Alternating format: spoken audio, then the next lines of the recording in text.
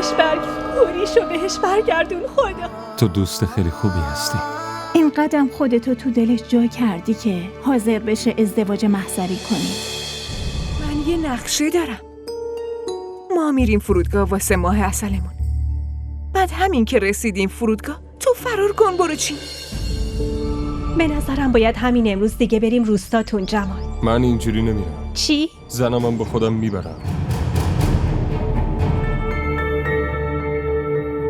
این آقا ابراهیم اینجا زندگی میکنه؟ نه قربان، اینجا منزل آقا ولیه. فکر کنم آدرس رو اشتباهی اومدم. اشکالی نداره. لطفاً نگه هم ندار.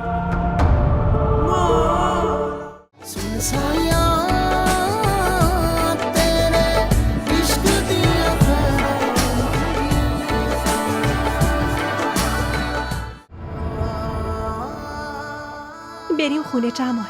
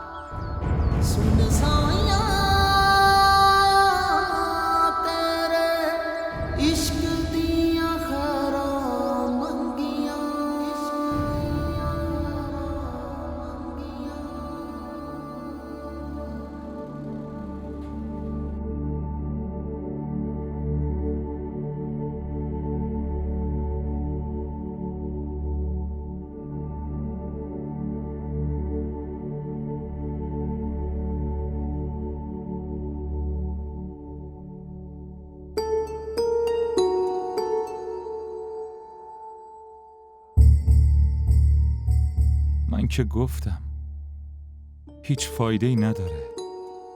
اینا همینطوری تو خونه زندانی میکنن.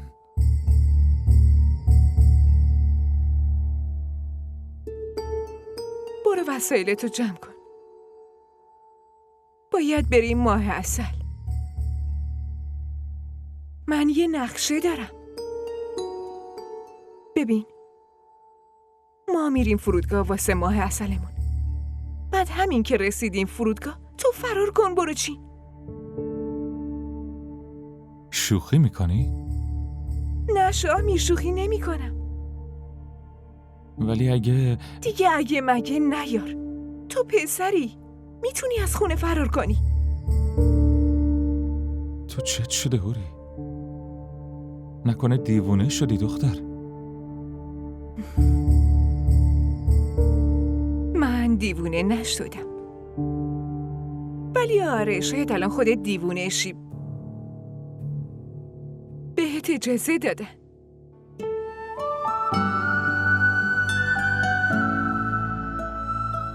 چی؟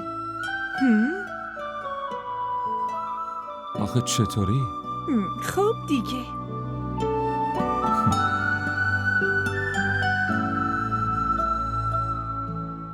فکر میکردم مثل قبلنا الانم محلم نذاری. قبلا با الان خیلی فرق داره. قبلا برام مهم نبودی، ولی الان با هم دوست شدیم. خیلی ممنون. نیازی نیست. هوری،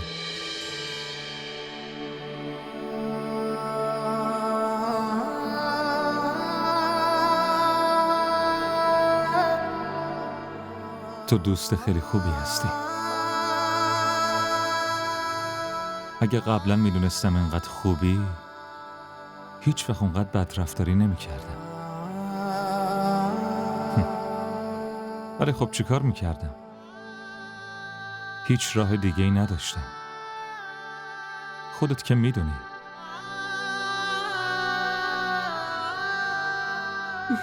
میدونم. تو همینطوری اول دعوا میکنی میجنگی، راحت دوست میشی. برو وسایلتو جمع کن.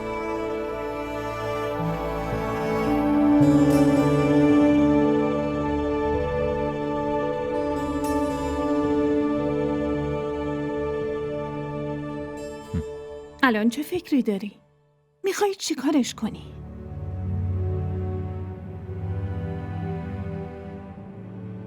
جمالو میبرم پیش مادرش. یعنی خودت هم بر نمیگردی؟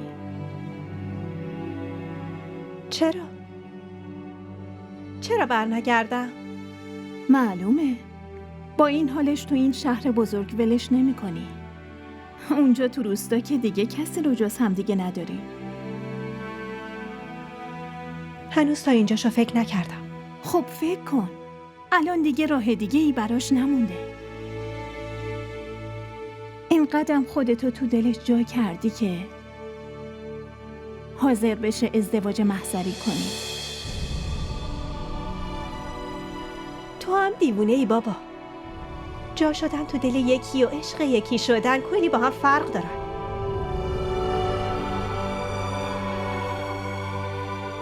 بعدش هم نمیخوام دوباره اشتباهامو تکرار کنم. من دیگه نمیخوام یکی دوباره یه دفعه ولم کنه و بره.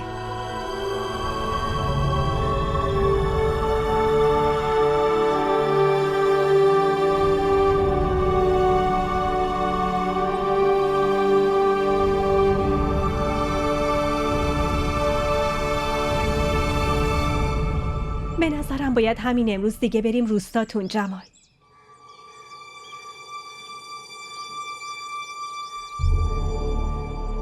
من اینجوری نمیرم. چی؟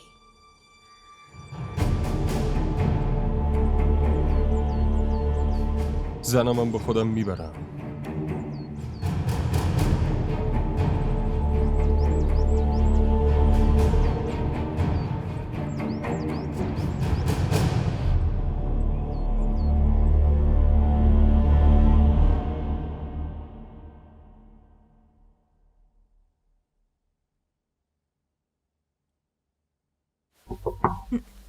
بفرما تو مامان.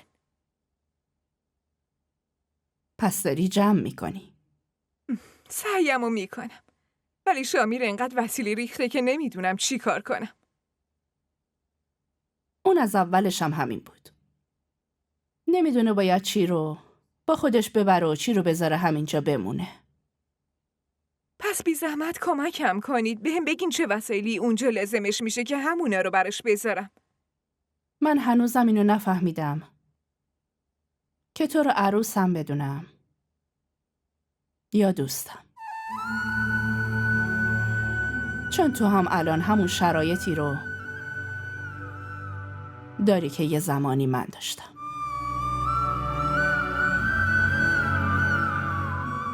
فرق داره مامان.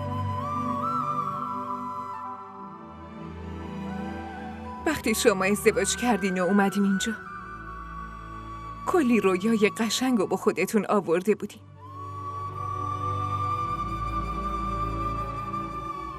ولی خب من خیلی واقع بینم. زن باشی و آرزویی نداشته باشی اصلا معنی نمیده. آره، اینکه رویاهاتو تو دلت مخفی کنی و برای شادی بقیه خودتو به شادی بزنی کسی بهتر از یه زن نمیفهمه. اوایل وقتی غلام رسول مثل شاهمیر آدم سردی بود منم خیلی قصه میخوردم.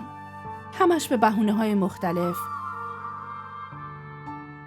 میخواستم بکشمش سمت خودم. الانم از همین میترسم که یه وقت سعی نکنی شاهمیر رو به خودت نزدیک کنی. اینطور آدما دلاشون با هم نیست. من که بهتون گفتم مامان. من خیلی واقع بینم. باشه، خوش باشی. ولی هر وقت یه ذرم دلت گرفت، مطمئن باش که این دفعه وقتی شاهمیر بیاد دیگه بر نمیگرده.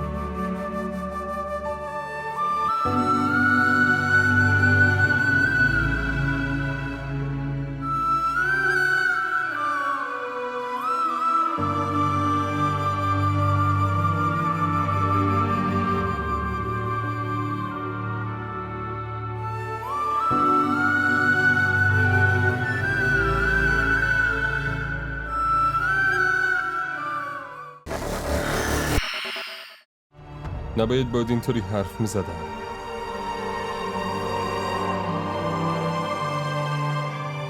نمیدونم چیم شده. وقتی قاطی میکنم نمیدونم چی میگم. اصلا نمیفهمم. معذرت میخوام. نه جمال، نیازی نیست عذرخواهی کنی. فقط خواهش میکنم سعی کن اینو بفهمی که من دارم به خاطر خودت جلو تو میگیرم. لطفاً.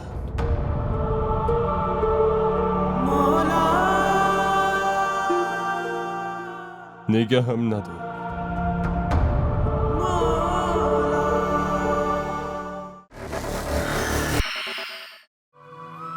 چند روز دیگه میموندی. این چشمای پیر که خنده و شادی تو میدیدن خوشحال میشدن. دیگه داری میری. در پناه خدا باشی. برو، خداحافظ. ببین پسرم، همین که امتحانات تموم شد زود برگرد اینجا. خودت که میدونی تو که نیستی ما خیلی دلتنگیم. چشم مامان. برادر شوهر جان، اونی که منتظرته رو داری تنها میذاری و میری؟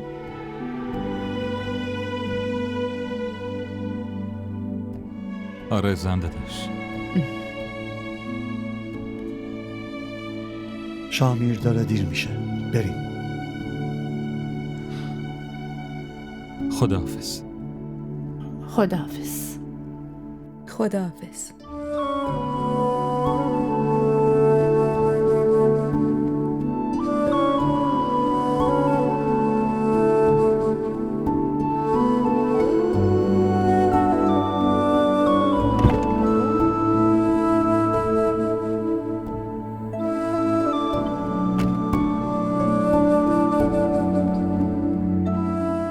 خیلی خوب. من دیگه برم. خداحافظ. خداحافظ.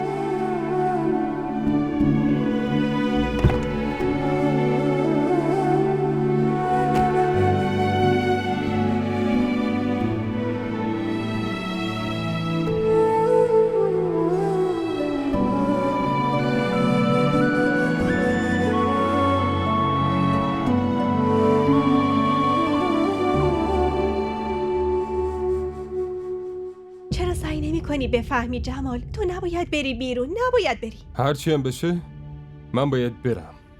جمال، یعنی به فکر جونت هم نیستی؟ نه نیستم، فقط به فکر حوریم. دیگه به هیچ کس کار ندارم. ولی خب من نگرانتم جمال. چرا؟ تو کی هستی که نگرانم باشی؟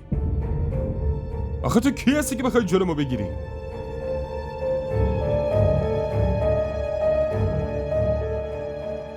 خیلی خب جمال، تو فقط عصبانی نشو. من کسی نیستم، ولی خواهشاً این من قرص رو نه قرص میخوام، نه نمیخوام به حرفت گوش بدم. بس. این چه طرز حرف زدنه؟ خیلی بی چشم رو. مردم کسی که جونشون رو نجات میده میپرستن، بعد تو میپرسی این کیه؟ فائزه خواهشاً هیچی نگو. برای چی هیچی نگم؟ این جون تو نجات داده. اگه شب و روزشو یکی نمی‌کرد و 2000 پس اندازشو خرج درمونت نمی‌کرد، الان یه جنازه بی کس و کار بودی که گوشه یه سردخونه افتاده بودی. بعدشم از وقتی فهمیده مادرت فقط تو رو داره، حواسش به اونم هست. بدون اینکه بهت بگه داره براش پول میفرسته.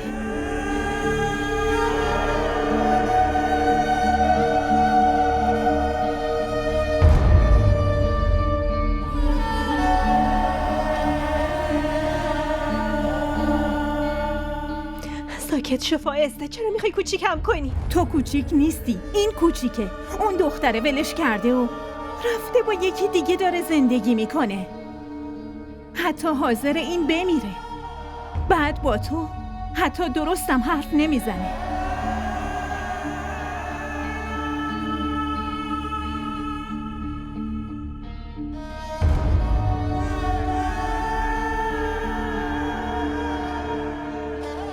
ببخشید.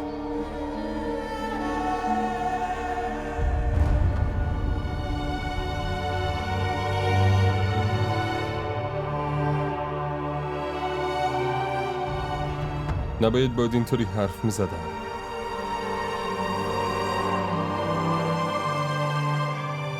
نمیدونم چیم شده.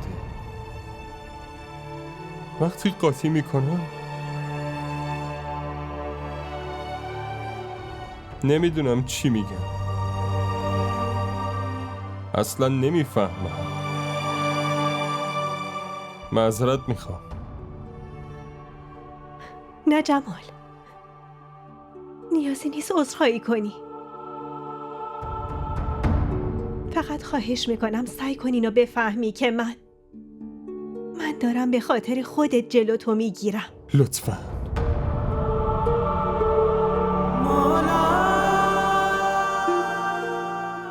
نگه هم ندار.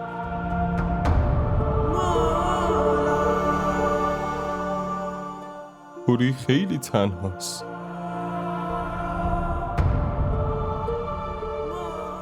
اون منتظر منه.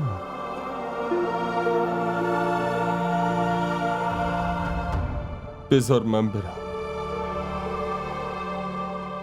لطفاً.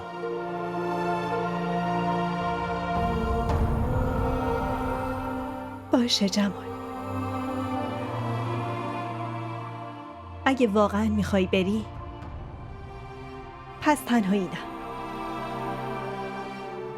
خودمم باهات میام.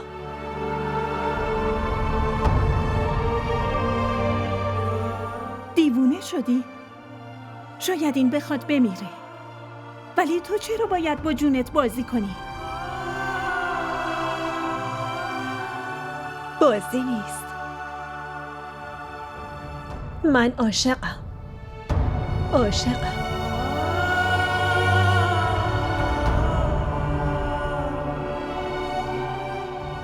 عشقم این اجازه رو بهم نمیده که جمالو وسط راه تنها ول کنم.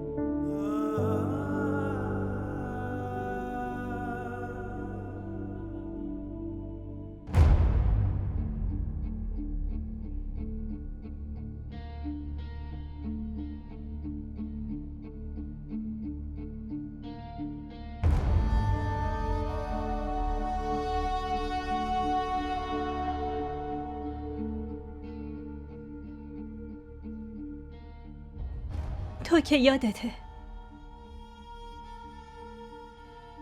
قبلا هر یک شنبه می اومدم یه چیزی ازت میخواستم. از وقتی جوابمو ندادی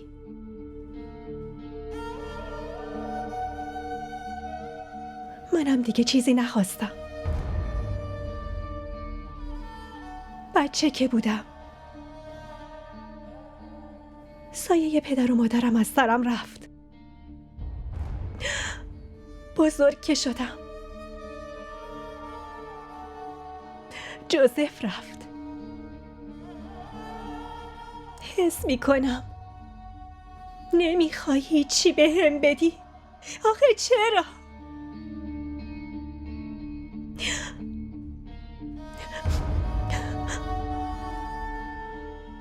باشه، منم الان بهت قول میدم که دیگه هیچی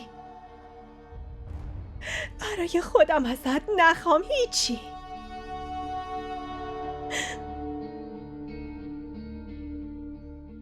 ولی بیرون، اون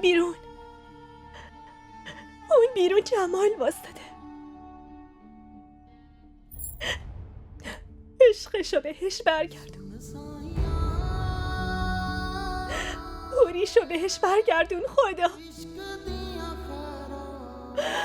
خواهش میکنم خدا.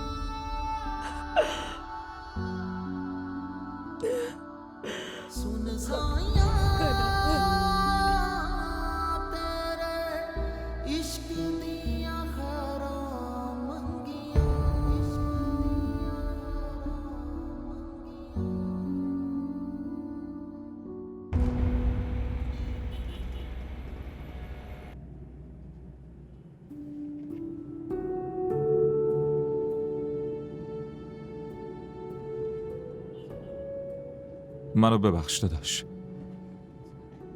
میدونم راضی به رفتنم نیستی،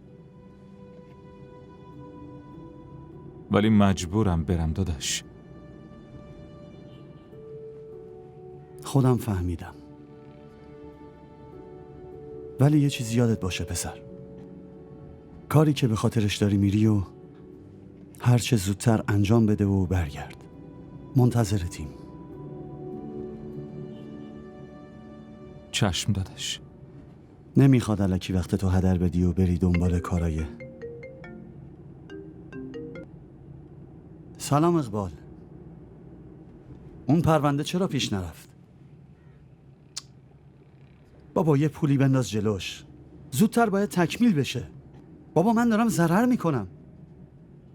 کارگرای من اونجا نشستن، سیمانم خراب شده، آدمام هم اونجا سرگردون. خب اگه راضی نشده بیشتر بده. هر طور شده این مسئله باید حل بشه. من نمیتونم این ضرر رو تحمل کنم. همین. منو در جریان کارا بذار.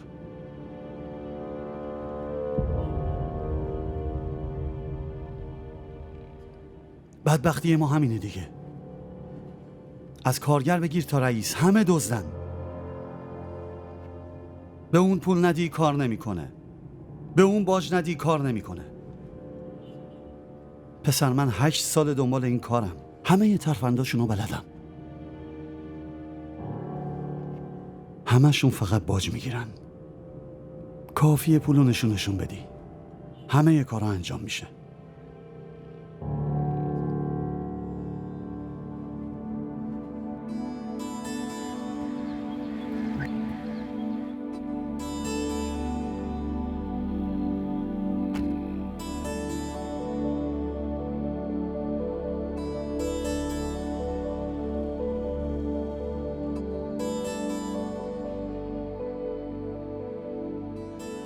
بیا آقا، بیا باولپور بیا آقا، بیا باولپور بیا آقا باولپور، ماشین داره میره. بدو آقا، بدو باولپور.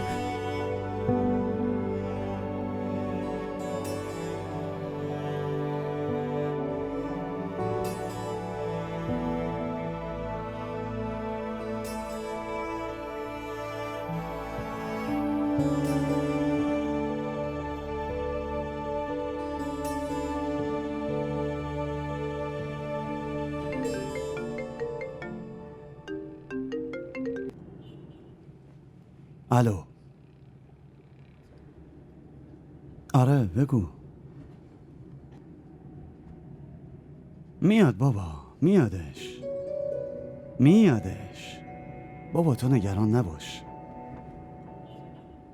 خب ای بابا گفتم که تمومه. باشه باشه. خداحافظ.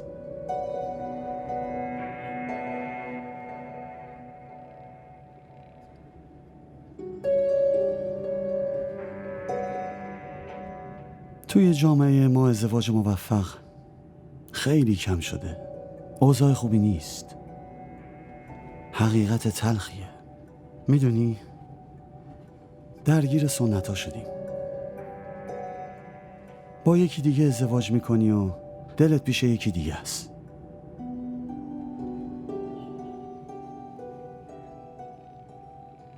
ولی اینم یه حقیقتیه. اگه با اونی که دلت پیششه ازدواج کنی خوشبخت نمیشی. برای همین باید با اون زنی ازدواج کنی که فامیلته. اگه با زنی ازدواج کنی که دلت پیششه شاید حالت باهاش خوب باشه، ولی به سنت ها عمل نکردی. یه مرد خوبه که تعادل داشته باشه. بیرونیه برای بیرون، خونه‌ایه هم توی 4 دیواری.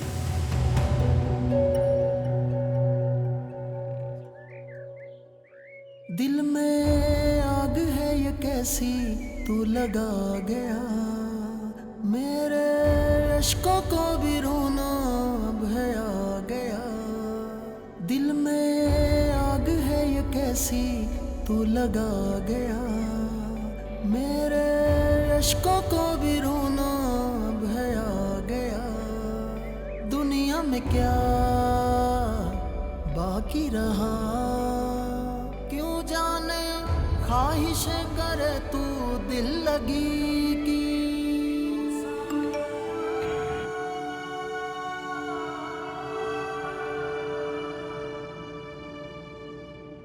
چی شده؟ کی پیام داده؟ چی؟ هیچی. پروازم تأخیر داره. چی؟ ای بابا، همه ی برنامه ها رو به هم میریزن. چی کار میکنی؟ پروازت کی شده؟ نمیدونم. ساعت جدید رو هنوز بهم نگفتن. ای بابا، میخواستم برسونمت برم، یه کار فوری داشتم. باشه بریم بذارمت خونه، بعد از اونجا میرم. خونه؟ ولی آخه برای چی بریم خونه؟ خودت که میدونی این هواپیمایی‌ها همین جورین. یعنی الان دوباره 3 ساعت رانندگی کنی برگردیم خونه، بعد یه دفعه پیام بیاد که 2 ساعت دیگه پروازه. اون وقت چجوری برسیم فرودگاه؟ یه کاری میکنیم داداش، تو منو همینجا پیاده کن. چی؟ تو حالت خوبه؟ میخوای تو جاده پیادت کنم؟ من همین نزدیکی‌ها یه دوستی دارم. اگه منو پیاده کنی هم اونو میبینم هم خودش منو تا فرودگاه میرسونه داداش. مطمئنی که اذیت نمیشی؟ نه داداش، هیچ مشکلی نیست. خیلی خوب باشه. حالا این دوستت کجاست؟ چی؟ دوستت که میخوای بری پیشش خونش کجاست؟ اون چیز رد شدیم. تو دور بزن من بهت میگم.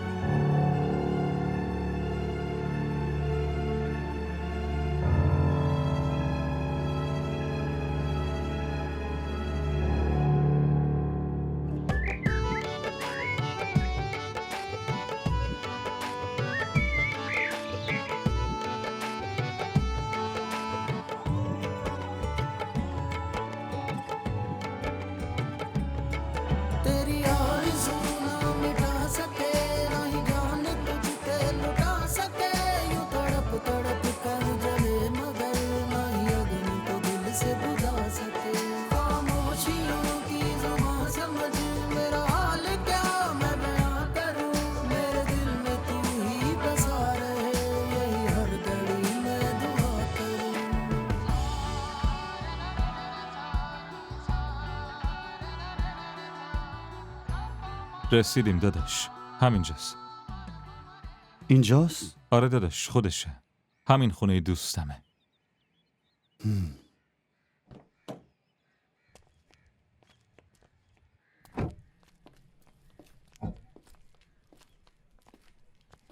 چمدون آقا رو بذار پایین. خب دیگه داداش، تو دیگه برو. مراقب خودت باش. تو هم همینطور.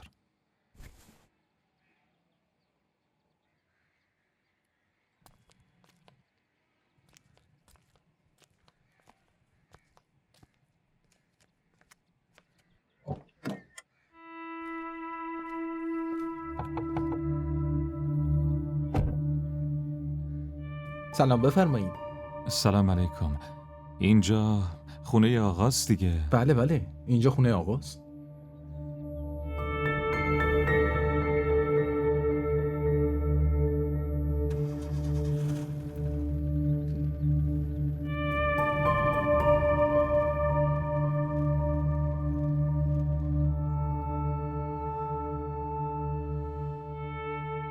میگم این آقا ابراهیم اینجا زندگی میکنه؟ نه قربان، اینجا منزل آقا ولیه.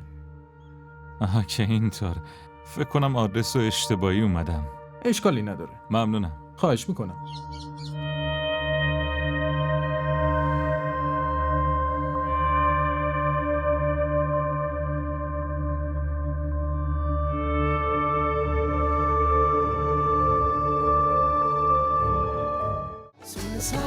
کانال ما رو سابسکرایب کنید. حمایت شما به ما روحیه میده.